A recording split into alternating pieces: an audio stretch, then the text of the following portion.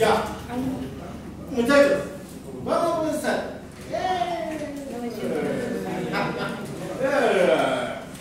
Ya tenemos que comenzar porque de lo contrario no vamos a poder atrasar la materia y evidentemente no es que haya que atrasar la máquina, si está recién la segunda clase. Pero hay que avanzar porque después, a pesar de que estos conceptos de la primera unidad son sencillos, uno tiende a equivocarse muchas veces. ¿Ya? Así que vamos a empezar a ver primero cómo instalar Django, cómo hacer nuestra primera aplicación, cómo hacer nuestras primeras pistas. ¿Ya? Entonces, hay que descargar algo. Es normal que yo no vea bien lo que sale en el país. Ya. Profe, lo quiero.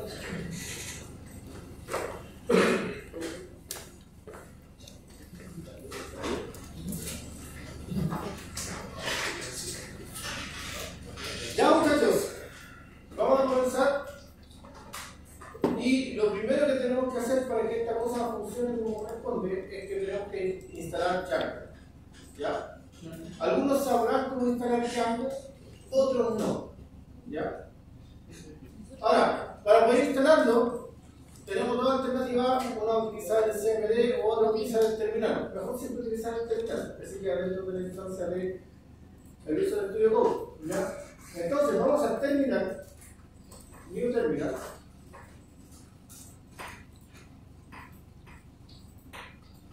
Vamos a agrandar un poquito ahí. ¿Ya? Y vamos a escribir pip install Django. ¿Ya?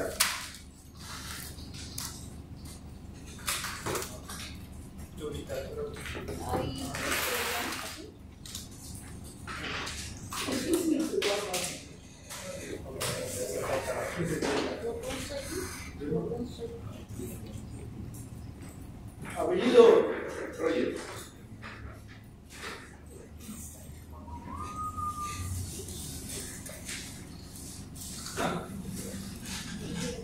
Ya le pusiste la memoria de 16 gigas.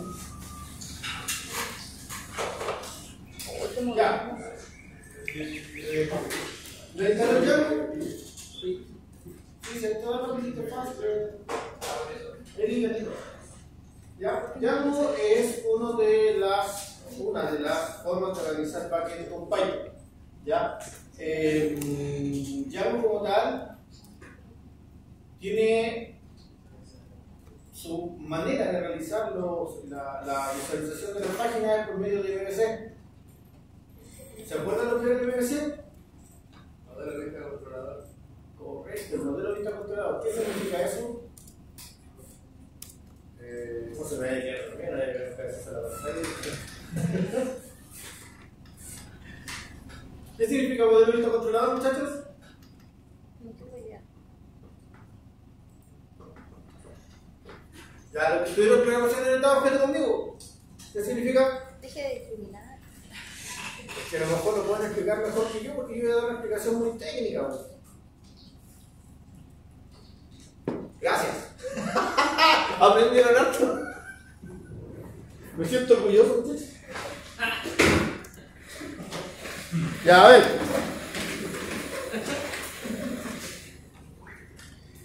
El modelo de vista controlador, como su nombre lo dice, es un modelo que básicamente se divide en tres capas, ¿ya? Que después empezaron a nacer los modelos 4.1, un montón de cosas, pero básicamente se divide en tres capas principales. El modelo, como su nombre lo dice en realidad,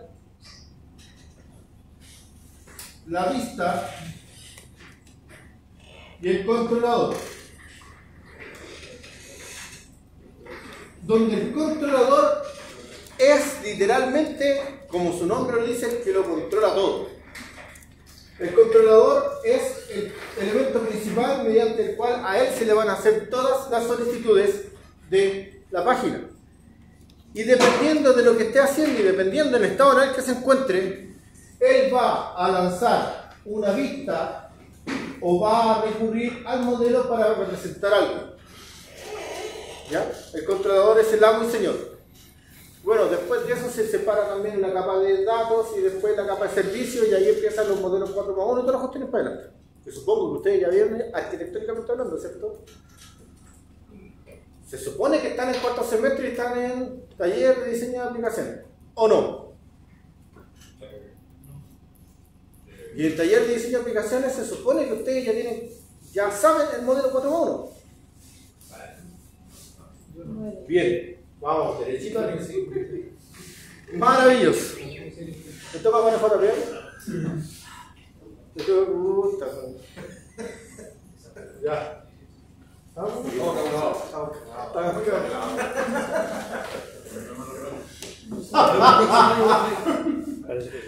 Van a estar 2 semestres más acá, güey. Ya, a ver.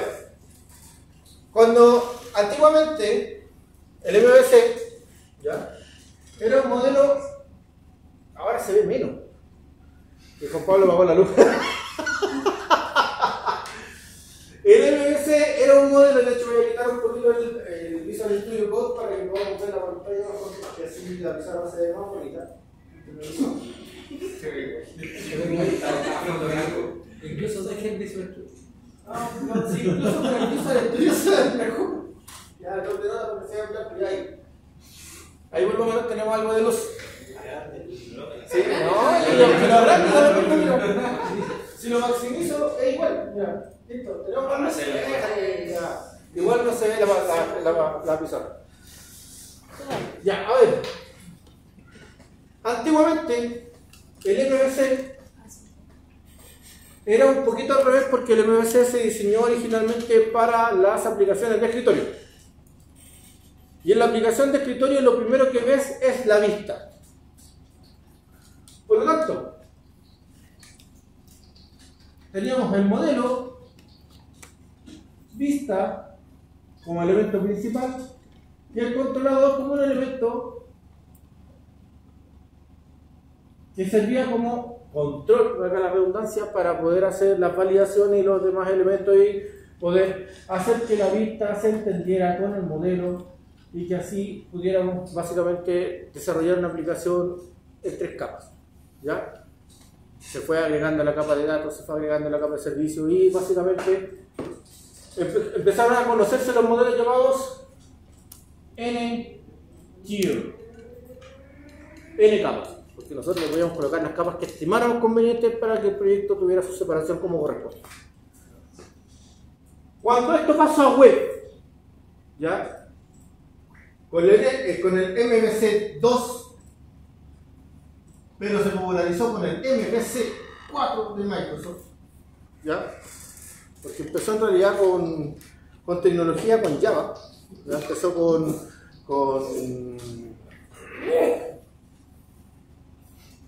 empezó con Spring, empezó con básicamente los frameworks que existían en Java en el desarrollo web, ¿ya? Pero explotó acá, en gran parte, ¿ya? ¿Qué es lo que se buscó? Cambiar la posición, donde el controlador no solo se encargara de realizar la interacción con el modelo de la vista de acuerdo a lo que la vista solicitaba, sino que el controlador fuera el elemento principal. Que el controlador dijera, oye, me están solicitando esto, levántate vista o levántate modelo. Y eso es como se conoce el día de hoy, actualmente así se hace. Entonces, de hecho, las solicitudes que nosotros hacemos no se las hacemos a las vistas. Las vistas son el resultado de que hubo una solicitud y que el controlador manejó para mostrar una vista. ¿Ya? En la mayoría de las aplicaciones web son así. De aquí tenemos que distinguir entre una página y una aplicación web. La página web es el HTML, CSS y JavaScript. Ahí, solito. ¿Ya? Sin contar evidentemente los JS y todo el cuento, pero eso es una aplicación web. Donde tú, perdón, una página web, donde tú en el computador cargas los elementos y muestras una página. La aplicación es un programa más complejo que lleva muchas más cosas. Base de datos, programación backend, donde se está validando un montón de cosas, donde se están tomando decisiones y a partir de esas decisiones se realizan. ¿Ya? Entonces, en el fondo, a medida que fue avanzando la tecnología, todos los elementos de desarrollo de aplicaciones web fueran adoptando este modelo para mostrar sus elementos. Como por ejemplo, con PHP estaba Cake PHP, estaba... se me acaban de ir los nombres. Estaba Cake, estaba... Vale, estaba... Había un montón de frameworks que hacían lo mismo. Con Java estaban los frameworks de Spring, estaba... oye, ando ideando medio... Habían como 7 u 8 frameworks, porque esos frameworks de Java salieron con un objetivo, no pagar la licencia completa de Java, porque la licencia de JDK es cara, porque más encima la compró ahora pues más cara todavía. Entonces esos frameworks salieron para utilizar la parte open de Java y generando clases emulaban lo que sucedía con los Enterprise Java Beans. ¿Ya? Entonces con los Enterprise Java Beans sucedían ciertas acciones, ellos lo emulaban de otra forma y finalmente terminaban saliendo como modelos de MVC. ¿Ya? En Python tenemos a Django, que es lo que nosotros vamos a utilizar, y tenemos a Flask. Esos dos frameworks y funcionan relativamente similar, ¿ya? La programación es igual de fácil en ese sentido. Yo diría que Flask es un poco más fácil que Django, pero tenemos de momento estas dos alternativas. ¿Ya? Nosotros vamos a utilizar Django porque es la más conocida en realidad. Siéndole súper sincero, no hay otra razón, es la más conocida. En teoría, en parte, la que más se ocupa.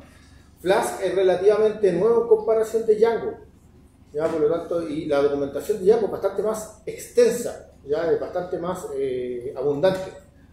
Entonces, por eso vamos a utilizar Django, ¿ya? Ahora, bajo ese criterio, una vez instalado Django, nosotros tenemos varias palabras reservadas que podemos utilizar para realizar ciertas cosas. Por ejemplo, vamos a utilizar el administrador de Django, que es el Django admin. El admin, si nosotros hacemos nos va a decir, oye, mira, estos son los comandos que Django tiene disponible. ¿Ya? Está el check, el compile message, el create cache table, el chain, el deep staging, etc. Nosotros vamos a utilizar Flask, migrate, make migration, run server, quizás show migration puede ser, quizás en una de esas, start project, start application. ¿Ya? Esa va a ser la que vamos a utilizar principalmente. ¿Para qué sirve? Make migration sirve para hacer migraciones. Lo que pasa es que cuando nosotros estamos utilizando una aplicación de Django, estamos utilizando SQL, ¿ya? O alguna base de datos, los modelos que utiliza Django se denominan ORM, o la historia más que tiene que ver con un montón de desarrollo. El ORM es el Object Relational Model. Teóricamente se estipuló que iba a ser, dependiendo del autor en realidad, porque hay autores que en la base de datos denominan que el modelo relacional es la tercera generación de base de datos, otros dicen que es la segunda. ¿Ya? Yo la verdad es que no sé cuál creerlo porque yo estuve durante muchos años en la tercera y de repente empezó a decir que era la segunda y fue como... No entiendo. ¿Por qué decían que era la tercera? Porque se suponía que la base de datos jerárquica era la primera, la base de datos del red era la segunda y la base de datos relacional era la tercera. Pero después con el tiempo empezaron a salir corrientes de informáticos que empezaron a decir que no, que la base de datos de red es una mejora de la base de datos jerárquica y por lo tanto no se puede considerar una nueva generación de base de datos. Y por eso dijeron que la base de datos era la segunda generación. Ya, el ORM, el Object Relational Model, ¿ya? Se planteó como la sucesora de la base de datos relacional. Ahora, ¿por qué se planteó como la sucesora? Porque lo que buscaba era que se pudieran almacenar objetos dentro de las bases de datos. Eso es lo que buscaba, que se pudieran guardar objetos. O si no se podían guardar objetos, que los datos fueran representados como objetos. ¿Ya? Entonces, en una combinación entre el SQL y la programación orientada a objetos, lo que se logró fue que cada uno de los registros de la base de datos se representara por medio de un objeto. ¿Ya? Eso trajo ventajas e inconvenientes. La ventaja, por sobre todo, es que, por ejemplo, acciones como el SQL Injection eran relativamente casi imposibles de hacer. No digo imposible porque siempre hay una forma, pero casi imposible. ¿Por qué? Porque básicamente no se podía realizar SQL, no se realizaba SQL para realizar las consultas. Para realizar las consultas, lo que se hacía era buscar por los objetos, pero no por la secuencia SQL. ¿Ya? Por lo tanto, trajo más seguridad. También trajo más rapidez al poder mostrar los datos en forma de objetos de forma inmediata. No había que hacer la conversión que ustedes hicieron, por ejemplo, en el segundo semestre, donde hicieron la consulta de la base de datos y después tuvieron que crear los objetos dados de teoría al respecto. Ya ese paso se saltaba porque se hacía automáticamente y los objetos quedaban almacenados en una lista por cada una de las tablas. O sea, si estaba la tabla región, existía la lista región que tenía todos los objetos región. Si estaba la tabla comuna, estaba la lista comuna con todos los objetos comunes y cada uno de los objetos era un registro. ¿Ya? Por lo tanto, era bastante más fácil obtener los objetos, poder manipularlos y poder hacer los cambios en la base de datos porque tampoco se requería hacer mucho, no se necesitaba realmente hacer una sentencia gigante para poder hacer un cambio, sino que simple y sencillamente utilizar el método update, delete, insert o list que tuvieran los objetos como tal. Ya no era complicado, pero sí traía un problema. Uno de los objetivos que tenía el ORM es que estos objetos pudieran evidentemente mantenerse asíncronos a la base de datos. O sea, que nosotros pudiéramos hacer la consulta una vez, obtener los objetos y después consultar a esos objetos, no a la base de datos. Después, cuando se hacía un cambio en el objeto, se mandaba a la base de datos la corrección y quedaban normalizados. Pero eso generaba un problema, especialmente si había dos aplicaciones conectadas a la misma base de datos. Porque si había una aplicación que hacía un cambio directo, los objetos quedaban desincronizados. O sea, si había otra aplicación ahí, de repente, no sé, alguien hizo un SQL, hizo un delete table, el ORM no se dio cuenta hasta que trató de actualizar la información. Y ahí recién se dio cuenta. Pero eso podía pasar un buen tiempo. Además, el ORM se creó con el objetivo de poder minimizar la cantidad de transacción que se realizaba entre el servidor de base de datos y el servidor de aplicaciones. Porque evidentemente así si se cortaba la transmisión, se cortó la luz donde está el servidor de base de datos, pero está la luz donde está el servidor de aplicaciones. Bueno, el servidor de aplicaciones podía seguir trabajando hasta que el servidor de base de datos se levantara y después se actualizara la información. Pero eso generaba un problema porque en el computador que servía la aplicación no solo tenía que manejar las consultas SQL, que era lo normal, sino que además tenía que utilizar espacio en RAM para los objetos que representaban los registros. Entonces, si bien hacías menos consultas al servidor SQL, al final terminabas utilizando más registros en tu computador. Pensemos en lo siguiente, para que nos hagamos una idea. ¿Se acuerdan cuando les mostré cuáles eran las bases para calcular cuánto pesaba un objeto? Porque tiene un programación de objeto. ¿No? Está mal, ¿han escuchado la fábula del desierto?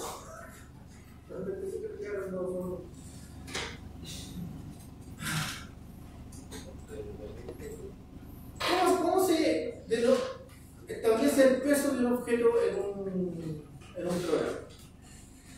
¿De qué depende? Utilice esta lógica. ¿De qué depende el peso de un programa, de un objeto en un programa? Cantidad de caracteres. ¿Qué cosa, Bárbara? Cantidad de caracteres. No te escuché nada. Habla fuerte. Cantidad de caracteres. Cantidad de caracteres es uno, efectivamente. Pero eso dependerá solo para los atributos de tipo string. ¿Cuánto pesa cada carácter? Depende del tipo. No. Estoy preguntando por carácter solo. ¿Cuánto pesa un carácter? 8 bits. Un byte. 8 bits, correcto. Por lo tanto, dependiendo de cuántos caracteres existe en el texto, vamos a ir aumentando en un byte cada carácter. Pero eso también depende de cuánto le asignamos nosotros para. Correcto. Pero ¿qué pasa en una aplicación, por ejemplo, en la que te dicen, te muestran un producto y te tienen que mostrar la descripción del producto? ¿Cuánto pesa esa descripción? Depende del tamaño del texto, que no le queda dar, generalmente uno da un largo más. Pero para eso se utiliza una base de datos estructurada. Depende. La base de datos estructurada sigue teniendo la misma lógica de un carácter. Por eso va a por carácter. Sigue siendo exactamente lo mismo. Pero en una perspectiva mucho más liviana y más óptima para páginas web específicas. Pero tiene un límite lógico de 100 GB y después de 100 GB empieza a fallar. Que funcione. O sea, tienes que lograr así más correcciones para poder utilizar una. No, la base de datos no la corrección. La base de datos tiene un límite de 100 GB y empieza a fallar para empezar a mandar resultados consistentes.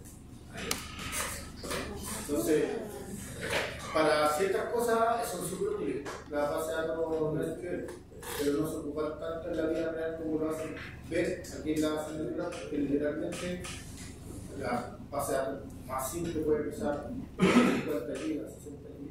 No depende del poder de la base de datos, por ejemplo, en derecho o de XML. No. Dependiendo de la base de datos, pero sigue siendo el mismo interés. Lo que pasa es que ten en cuenta que la base de datos tiene una característica y es que la base de datos no es que cuando tú la estabas utilizando, utiliza la memoria RAM del computador para poder acceder a la información de manera más rápida, porque la información, esa RAM es limitada. Por lo tanto, cuando pasa la memoria RAM, empieza a utilizar la memoria shader del computador. Eso significa que está utilizando el disco. ¿Ya? Ahí es donde está el problema. ¿Por qué? Porque los computadores tienen un límite lógico en este momento de la cantidad de gigas que pueden llegar a implementar de manera eficiente para una misma tarea. ¿Ya? Y ahí es donde se está avanzando. Ahora, en Mongo han estado tratando de arreglar ese problema desde que salió, desde que se dieron cuenta. No necesariamente.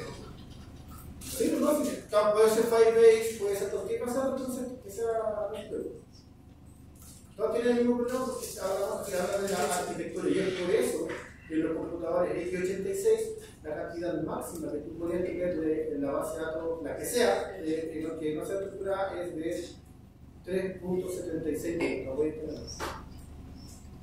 Porque hasta ese punto podía manejar la arquitectura. Sigue pasando lo mismo con la x64. La diferencia es que es más que se puede manejar. Pero una cosa es que maneje más y otra cosa es que la maneje de forma eficiente. Razón por la cual están saliendo los computadores cuánticos. Porque con los computadores cuánticos, teóricamente, tú necesitas, no sé, Los de ahora manejan 128. sí, pero con los computadores cuánticos tú manejas 24 bits y con 24 bits podés manejar más de lo mismo que un computador de 64 gigas de RAM.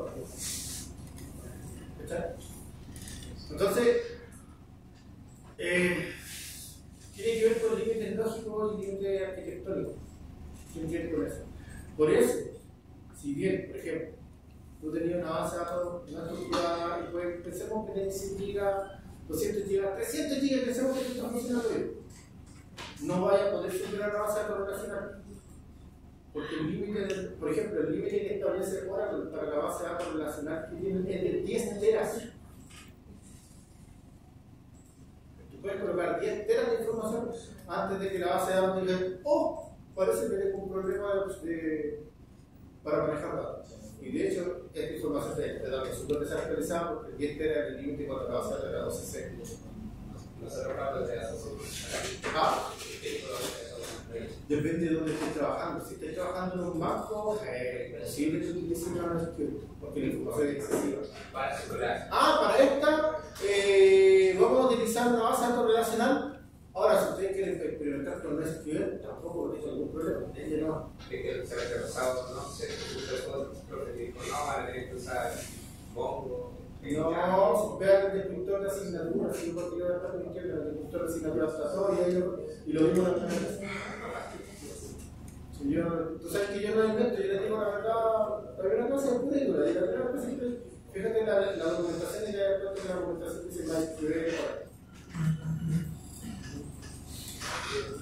Entonces, teniendo en cuenta que el ORM es la forma en la que la Django trata de manejar nuestra lección a base, ojo, no significa que sea la única, ¿ya?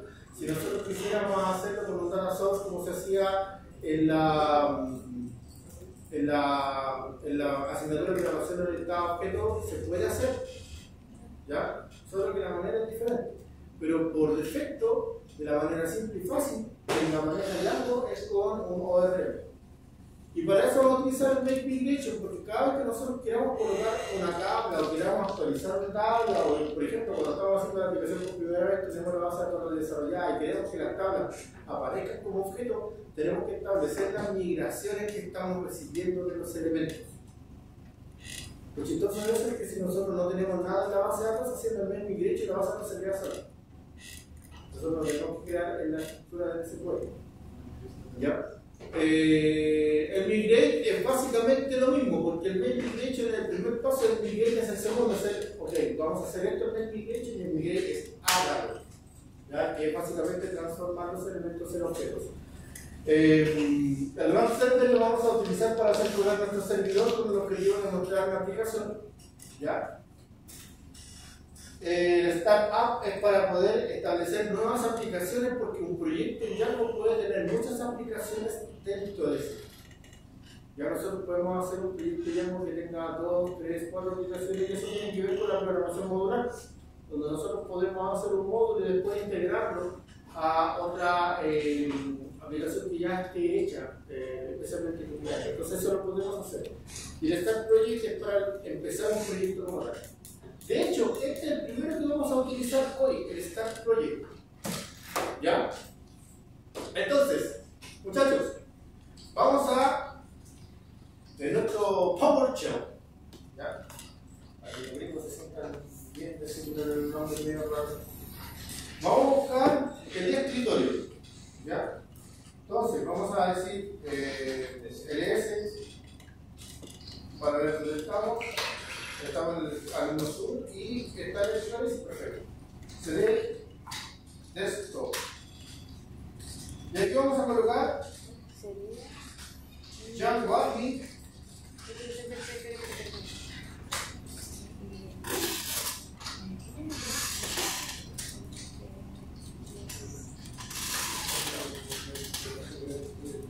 Y vamos a colocar aquí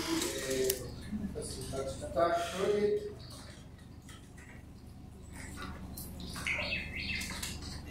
Y este le vamos a llamar mi primer Django. Listo.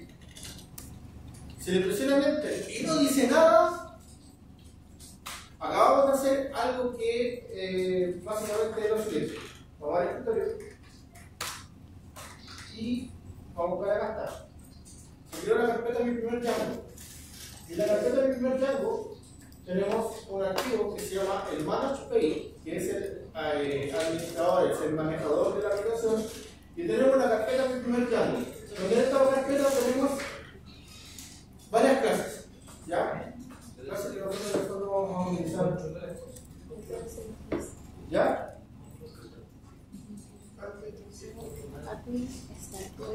Ahí tenemos el código, o sea, el comando de acción.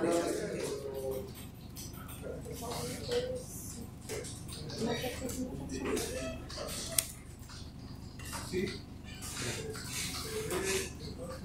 Bueno, eso también te vas a negar malamito.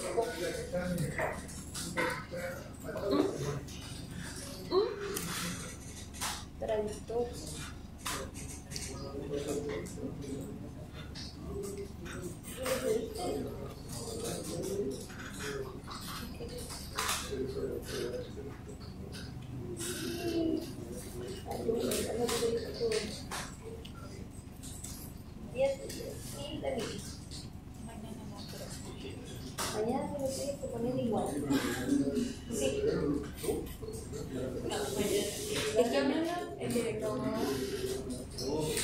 Tienes que acostumbrarte a escribirte bonita, porque eso te ayuda. Te ayuda a la